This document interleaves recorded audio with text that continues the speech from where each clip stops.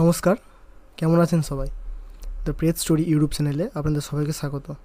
The প্রেত story এমন একটি প্ল্যাটফর্ম যেখানে কারোর জীবনে ঘটে যাওয়া বা কোনো পরিজনের কাছ থেকে শোনা ভৌতিক ঘটনা বা গল্পকে বাস্তব সবার সামনে তুলে ধরা হয়। গল্পগুলি আপনারা বিশ্বাস করবেন কি করবেন না তা সম্পূর্ণ আপনাদের ব্যক্তিগত ব্যাপার। দ্য প্রেত স্টোরি কখনও কাউকে বিশ্বাস করার জন্য জোর করে না, তবে গল্পগুলি মনোরঞ্জনের ছলে শ্রবণ করাই হবে বুদ্ধিমানের কাজ। নমস্কার, আমি দীপু, আর আপনারা শুনছেন দ্য প্রেত স্টোরি এর সম্পূর্ণ নতুন এবং সেকেন্ড এপিসোড। আপনারা চাইলে আপনাদের অভিজ্ঞতায় হওয়া কোনো ঘটনা বা আপনাদের পরিজনের কাছ থেকে শোনা কোনো ঘটনা আমাকে শেয়ার করতে পারেন। আপনাদের ঘটনা ঠিক সময়ে সবার সামনে আমি গল্প আকারে সাজিয়ে ধরব। আপনাদের শ্রোতাদের কাছে একটি বিশেষ আবেদন রইল যে আপনারা যে ঘটনাটি পাঠাবেন তা যেন আগে কোনো প্ল্যাটফর্মে শোনানো না হয়। ঘটনা পাঠাতে মেল করুন theprethstory@231gmail.com-এ ও আমাদের অফিসিয়াল ফেসবুক পেজ দ্য প্রেত স্টোরি এর ইনবক্সে পাঠিয়ে দিন। ডেসক্রিপশানে এই দুটির লিঙ্ক দেওয়া থাকবে। চলুন আর কথা না বাড়িয়ে শুরু করি আজকের এপিসোড। আজকে ঘটনাটি শুরু করার আগে আপনাদের কাছে একটু পার্সোনাল কথা শেয়ার করব। দেখুন, যেহেতু আমার এটা ফার্স্ট চ্যানেল, একটা সাবস্ক্রাইবারও কম, লাইকও কম, আপনারা বুঝতে পারছেন আমার কাছে অতটাও গল্পের ভাণ্ডার নেই যে সেই গল্প দিয়ে আমি পুরো একটা গোটা চ্যানেল চালাতে পারবো। আপনাদের কাছে একটাই রিকোয়েস্ট থাকবে যে প্লিজ আপনারা গল্প পাঠান। আপনারা সাপোর্ট না করলে আমি কিন্তু বেশি দূর এগিয়ে যেতে পারবো না। আমার কাছে অত গল্প নেই যে আমি আরও বেশি দূর এগিয়ে যেতে পারবো। খুব বেশি হলে আর আমি তিন চারটে অনেক দূরের কথা, আমি খুব বেশি হলে আর দুটো গল্প করতে পারবো, ছাড়তে পারবো। এছাড়া আমার কাছে আর কোনো গল্প নেই, আমার জানার কোনো গল্প নেই। তো আপনারা প্লিজ গল্প পাঠান। আমাদের যে দ্য প্রেত স্টোরি @231gmail.com-এ গল্প পাঠান, বা ফেসবুকের ইনবক্সে, ফেসবুক পেজ যে আছে তার ইনবক্সে পাঠান। দ্য প্রেত স্টোরি ফেসবুক পেজের নাম, সেই ফেসবুক পেজে ইনবক্সে পাঠান। আমি যথারীতি দেখে পড়ে সঠিক সময়ে সেই গল্পটি ইউটিউবে আপলোড করব। তো প্লিজ পাশে থাকুন। এভাবে আপনারা সাবস্ক্রাইব করছেন না, ভিউসও আসছে না। গল্প তো ভিউজ সাবস্ক্রাইব দূরের কথা, আপনারা যারা শুনছেন তারা প্লিজ যদি কারো গল্প জেনে থাকেন আর কি, বা আত্মীয় স্বজনদের কাছ থেকে শুনে থাকেন, প্লিজ পাঠান। নইলে আমাকে এই চ্যানেল বন্ধ করে দিতে হবে, আর কিছু উপায় নেই আমার হাতে। দয়া করে প্লিজ পাঠান, এই একটাই রিকোয়েস্ট করব। তো চলুন শুরু করা যাক আজকের ফার্স্ট গল্প। The Great Story.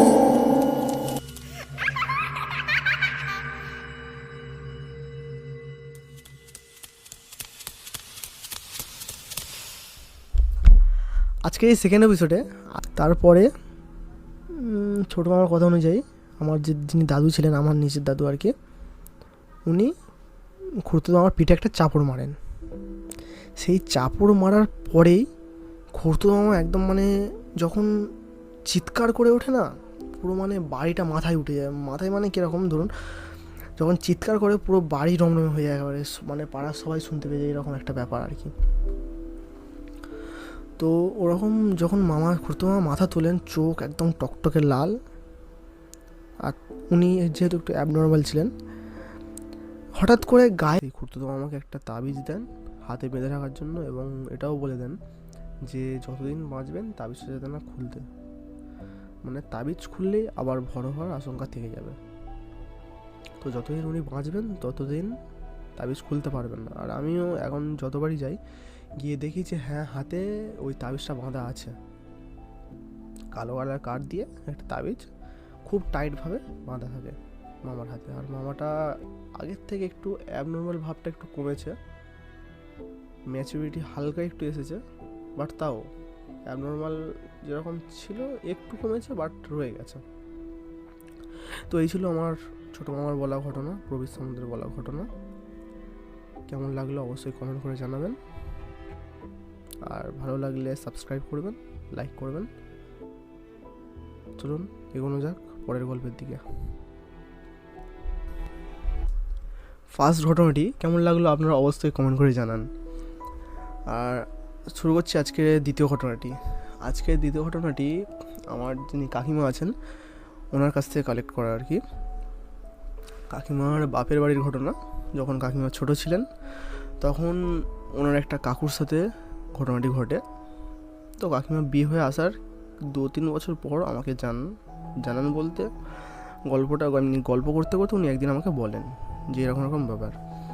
আর আজকে যখন আমি গল্পটা বলতে বসেছি তখন পুরোনো ঘটনাটি মনে পড়ে গিয়ে সত্যিই গায়ে আবার কাঁটা দিয়ে উঠছে, কারণ ঘটনাটি একটু হলেও আমার ভয় লেগেছে আর কি। চলুন বেশি কথা না বাড়িয়ে ঘটনাটা শুরু করা যাক। আর প্লিজ আপনার ঘটনা পাঠান, না পাঠালে আমার কাছে তো আর বেশি ঘটনা নেই না, ঘটনা পাঠান। আর আপনাদের ঘটনা আমি পড়বো, দেখব এবং যথারীতি আপলোড করব। তো ঘটনা পাঠান। চলুন শুরু করা যাক আজকে সেকেন্ড গল্পটি। তো কাকিমার কথা অনুযায়ী কাকিমাদের বাপের বাড়ির জায়গা বা কাকুর নামটা মেনশন করলাম না পার্সোনাল কারণে।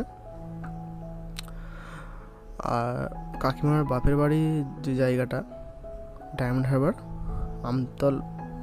ডায়মন্ড হারবারে সরিষা ঝিঙের পোল, ওখানে বাড়ি কাকিমার বাবার বাড়ি। তো কাকিমা যখন ছোট ছিলেন তখন ওনার কাকু ওনাকে এই ঘটনাটি বলেন আর কি। ওনার কাকু তখন মানে এরকম আমাদের যেমন ঝড়ের পরিস্থিতি হয়ে আছে উত্তর 24 পরগনা, দক্ষিণ 24 পরগনা, বাংলাদেশ বলুন, ঝড়ের যেরকম পরিস্থিতি হয়ে আছে সেই টাইমটাও ছিল ঝড়ের পরিস্থিতি আর কি। খুব বেশি না, একটা হালকা 40-50 কিলোমিটার ঝড়ের এরকম একটা পরিস্থিতি ছিল। তো কাকিমা যিনি কাকু ছিলেন উনি আর কি, কাকিমাদের বাড়ি বাবার বাড়ি তার পাশে একটু জঙ্গল মতো ছিল। আর কাকিমাদের একটু বাবার বাড়ির সম্পর্কে বলে রাখি, ওই সরিষা ঝিঙের পোল যে জায়গাটি খুব একটা জনবসতিপূর্ণ নয়, আগে ছিল না, এখন একটু হলেও হয়েছে।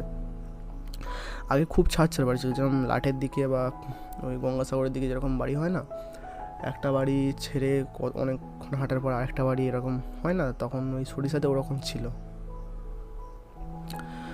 তো কাকিমাদের যিনি বাপের বাড়ি, কাকিমাদের বাবার দাদু ছিলেন জমিদার, মানে কাকিমারা জমিদার বংশের মেয়ে আর কি।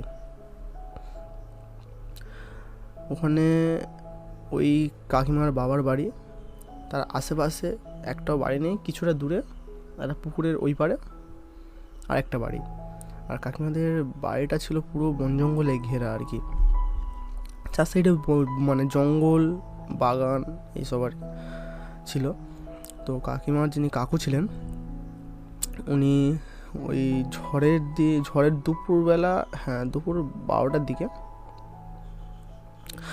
আগে যেরকম বলেছিলাম যে আগে পুরোনো দিনে পায়খানা বাথরুম ছিল না, তাই মাঠে বা ওই বাগানেই সবাই নিজের কাজটা সেরে নিত। তো কাকিমা যিনি কাকু ছিলেন উনি ওই দুপুরবেলা খুব জোরে পটি পাওয়ার কারণে ওনার বাড়ির পেছনের দিকে যে জঙ্গলটি ছিল সেই জঙ্গলে যান আর নিজের মানে পটি করতে বসেন আর কি। তো আজকের এপিসোডটি এই পর্যন্ত, দেখা হচ্ছে নেক্সট এপিসোডে।